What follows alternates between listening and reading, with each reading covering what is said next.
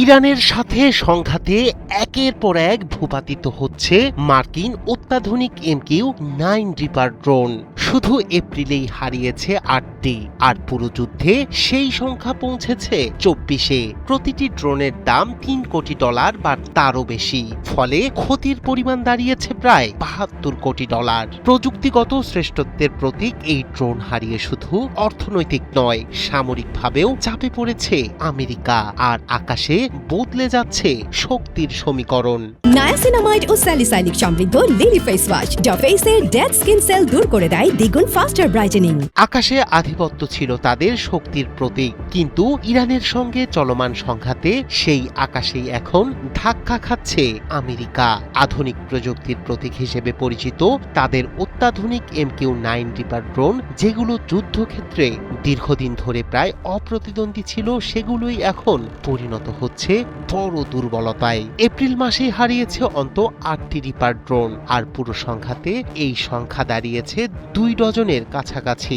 এই রিপার ড্রোনগুলো মূলত আকাশে দীর্ঘ সময় ভেসে থেকে শত্রুপক্ষের গতিবিধি নজরদারি, টার্গেট শনাক্ত করা এবং নির্ভুল ক্ষেপণাস্ত্র হামলা চালানোর জন্য ব্যবহৃত হয়। এক একটি ড্রোন ঘন্টার পর ঘন্টা আকাশে অবস্থান করতে পারে, দূর থেকে নিয়ন্ত্রিত হয় এবং অত্যন্ত উন্নত সেন্সর ও ক্যামেরার মাধ্যমে তথ্য সংগ্রহ করে। অর্থাৎ এগুলো শুধু অস্ত্র নয়, পুরো যুদ্ধ কৌশলের একটি কেন্দ্রীয় অংশ।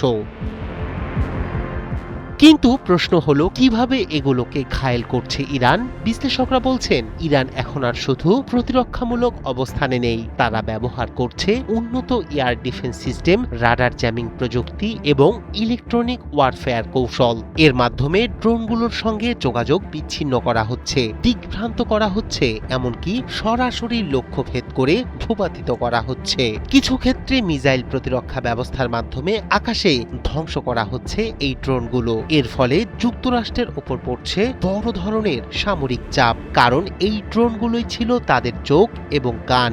এগুলো হারানো মানে শত্রুপক্ষের গতিবিধি সম্পর্কে অন্ধ হয়ে যাওয়া, টার্গেট নির্ধারণে দুর্বল হয়ে পড়া এবং হামলার নির্ভুলতা কমে যাওয়া। অর্থনৈতিক দিক থেকেও ক্ষতি কম নয়। প্রতিটি রিপার ড্রোনের দাম প্রায় $30 মিলিয়ন বেশি। সেই হিসাবে কয়েক সপ্তাহের মধ্যেই শত শত মিলিয়ন ডলারের ক্ষতির মুখে পড়েছে যুক্তরাষ্ট্র। এই ক্ষতি শুধু অর্থের নয়, প্রযুক্তিগত আধিপত্যের ক্ষেত্রেও একটি বড় ধাক্কা। অন্যদিকে এই পরিস্থিতি ইরানের জন্য কৌশলগত লাভ বয়ে আনছে। প্রথমত, তারা প্রমাণ করেছে যে আধুনিক মার্কিন প্রযুক্তিকে প্রতিরোধ করার সক্ষমতা তাদের আছে। দ্বিতীয়ত, ড্রোন ভূপাতিত করে তারা নিজেদের প্রতিরক্ষা ব্যবস্থার কার্যকারিতা তুলে ধরছে আন্তর্জাতিক অঙ্গনে। সব মিলিয়ে এই সংঘাতে ড্রোন ধ্বংসের ঘটনাগুলো শুধু সামরিক ক্ষতির হিসাব নয়, এটি শক্তির ভারসাম্য বদলে যাওয়ার ইঙ্গিত দিচ্ছে। যে প্রযুক্তির উপর নির্ভর করে যুক্তরাষ্ট্র আধিপত্য বিস্তার করত, সেই প্রযুক্তি এখন হয়ে উঠেছে তাদের জন্য নতুন চ্যালেঞ্জ। রায়হান কবির, শুভ্র, ৭১।